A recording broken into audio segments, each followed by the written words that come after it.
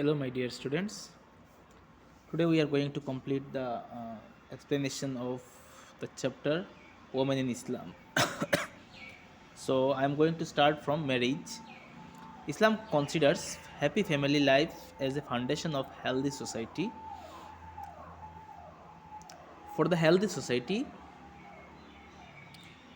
happy family life required. And Islam always encourages to marry.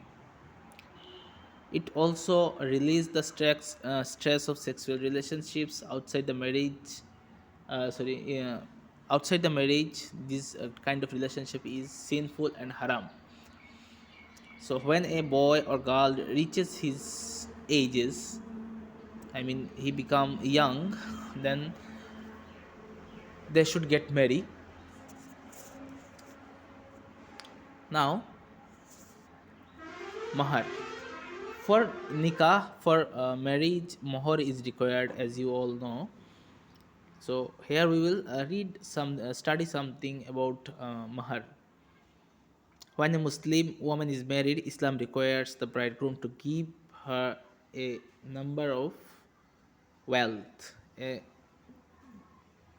limited amount of wealth, whether it is money, gold, silver, etc. Without mahar, there is no marriage in Islam. So, from the bridegroom, they have to pay to the girl's family. But nowadays it is reversed system, because nowadays boys family also take money from the girls family.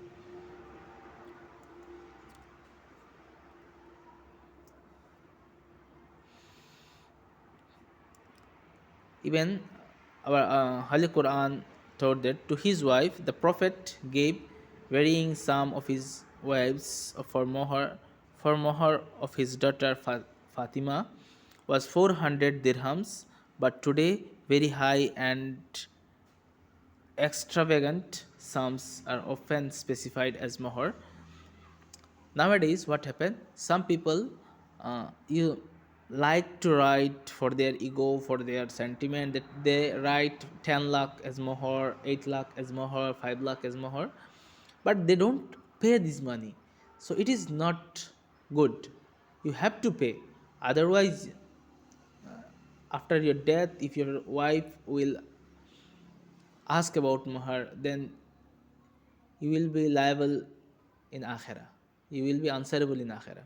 So whatever you can pay, you pay it in the day of during in the day of marriage.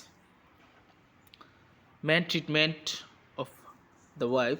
The prophet repeatedly urged Muslim men to treat their wives folk with kindness and respect. Remember these two words. These two words is the enough for everything: kindness and respect.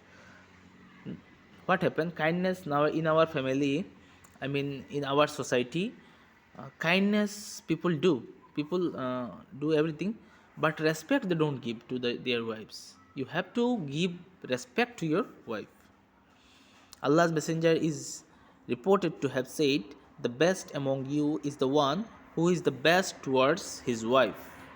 That is very important thing. The best among you is the one who is the best towards his wives.